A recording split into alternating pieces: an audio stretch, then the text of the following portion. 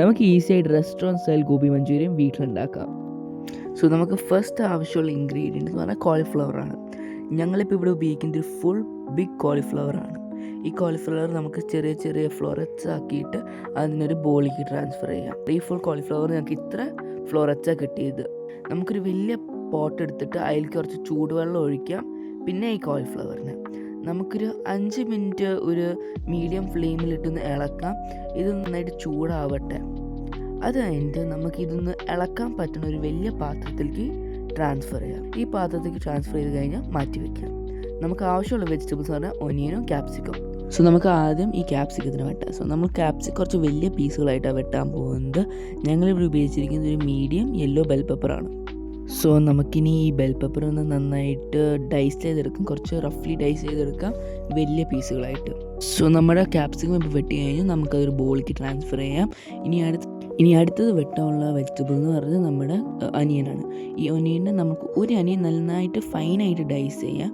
പിന്നെ വേറൊരു ഒനിയൻ കുറച്ച് വലുതായിട്ട് ഈ ബെൽ പെപ്പർ പോലെ ഒന്ന് റഫ്ലി ഡൈസ് ചെയ്തെടുക്കാം.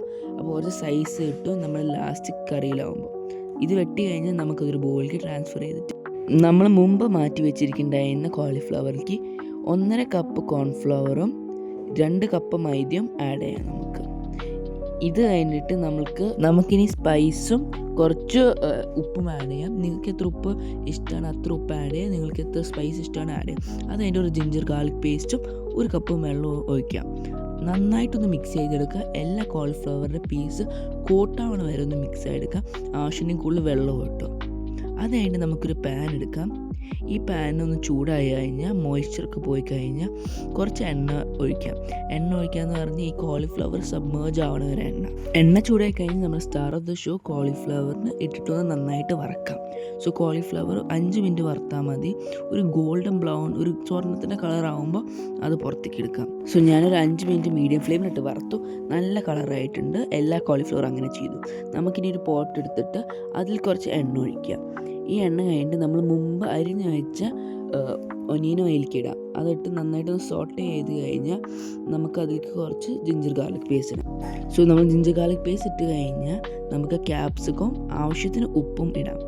അത് കഴിഞ്ഞിട്ട് നമുക്കൊരു 2 ടേബിൾ സ്പൂണ് ടൊമാറ്റോ പേസ്റ്റ് അല്ലെങ്കിൽ ടൊമാറ്റോ കെച്ചപ്പ് ഇടാം. അതിൻ്റെ ഒപ്പം കുറച്ച് ഡാർക്ക് സോയാ സോസും അതിലേക്ക് ഇടാം. അപ്പോൾ ഒരു നല്ല ഫ്ലേവർ കിട്ടും. ഒന്ന് ഇളക്കി കഴിഞ്ഞാൽ നമുക്ക് കോൺഫ്ലവർ സ്ലറി ഒഴിക്കാം. റൂം ടെമ്പറേച്ചർ വെള്ളത്തേക്ക് 2 ടീസ്പൂൺ കോൺഫ്ലവർ ഇട്ട് ഇളക്കിയിട്ട് നമുക്ക് നമ്മുടെ ഇപ്പം ഉണ്ടാക്കിയ കറിയിലേക്ക് ഇടാം. അത് കഴിഞ്ഞിട്ട് നമ്മുടെ മെയിനായ കോളിഫ്ലവറിലേക്ക് ഇടാം. ഇപ്പോൾ ഒന്ന് നമുക്ക് നന്നായിട്ടൊന്ന് മിക്സ് ചെയ്ത് കഴിഞ്ഞാൽ നമ്മുടെ ഫൈനൽ പ്രോഡക്റ്റ്. ഇത്ര സിമ്പിളും ഇത്ര ഈസിയായ ഒരു ഗോബി മഞ്ചൂരിയൻ റെസിപ്പി നിങ്ങൾ വേറെ എവിടെയും കാണില്ല. അത് ഉഗ്രൻ ടേസ്റ്റും. നമുക്കതൊന്ന് പ്ലേറ്റ് ചെയ്യാം. വളരെ നല്ല ഞങ്ങൾക്ക് നല്ലോണം ഇഷ്ടമായ ഒരു ടേസ്റ്റ്. ഞങ്ങളുടെ ഫാമിലിക്ക് മൊത്തം ഇഷ്ടമായി. Thank you for watching.